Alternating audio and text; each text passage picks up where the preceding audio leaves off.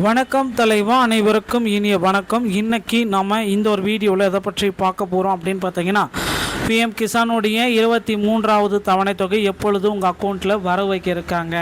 இது குறித்து நமக்கு கிடைக்கப்பெற்ற முக்கியமான தகவல்கள் அடிப்படையில் இந்த வீடியோவை பதிவு பண்ணுறோம். ஸோ நீங்கள் நம்முடைய சேனலை முதல் முறையாக பார்க்குறீங்க அப்படின்னா மறக்காமல் ஒரு சப்ஸ்கிரைப் அண்ட் பெல்லை கிளிக் பண்ணி வச்சுக்கோங்க. வாங்க வீடியோக்குள்ளே போகலாம். பிஎம் கிசானுடைய 23வது தவணை தொகை, பிஎம் கிசான் சம்மன் நிதி யோஜனா தேசத்தின் மிகப்பெரிய ஒரு அறிவிப்பை பிஎம் கிசானுடைய பாரத பிரதமர் நரேந்திர மோடி அவர்கள் வெளியிட போகிறாங்க. இந்த 23வது தவணை தொகை எப்பொழுது உங்கள் வங்கியில் செலுத்த போகிறாங்க, இதுதான் கேள்விக்குறி. ஸோ பிரதம மந்திரி கிசான் சம்மன் நிதி யோஜனா அப்படின்றது பார்த்திங்கன்னா மத்திய அரசு தரக்கூடிய வருடத்திற்கு 6000 ரூபாய் பணம். ஸோ இது நேரடியாக உங்கள் வங்கி கணக்கில் செலுத்தப்படும். பயனாளிகள் பார்த்திங்கன்னா ஜாயோ ஜன்தி 23வது கிசானை உங்கள் அக்கௌண்ட்டில் பெற்றுக்கொள்ளலாம். அதுவும் டிபிடி மூலமாக, நேரடியான டிரான்சாக்ஷன் மூலமாக இந்த தொகையை பெற்றுக்கொள்ள முடியுங்க.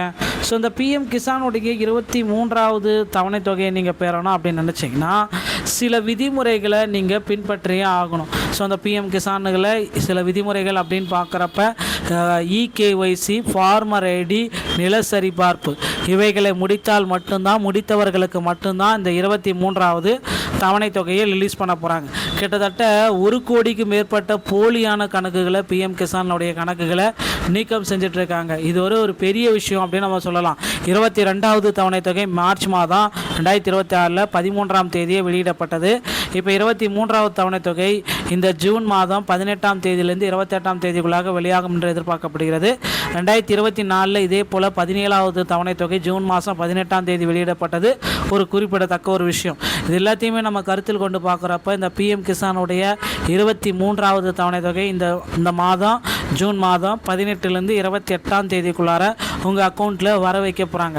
ஸோ இப்போ இந்த டைமில் நீங்கள் என்ன பண்ணணும் அப்படின்னு பார்த்தீங்கன்னா, உங்கள் அருகாமையில் இருக்கிற இ சேவை மையத்தை அணுகி உங்களுடைய பெண்டிங் லிஸ்ட்டு, ஸோ ஆதார் கார்டை வங்கியில் இணைக்கணும், இ சேவையுடைய இதை முடித்து செய்யணும்.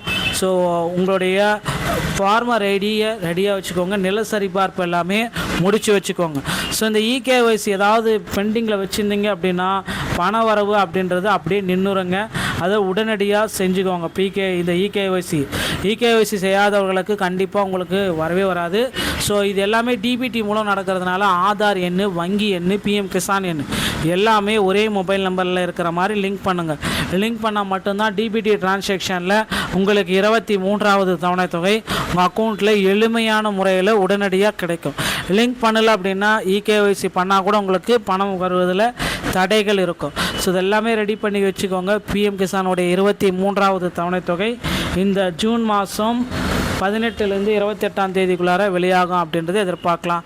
வீடியோ பிடிச்சிருந்தால் நீங்கள் நம்முடைய சேனலோட இணைந்திருங்க. மீண்டும் ஒரு நல்ல தகவலுடன் நான் உங்களை சந்திக்கிறேன். நன்றி, வணக்கம்.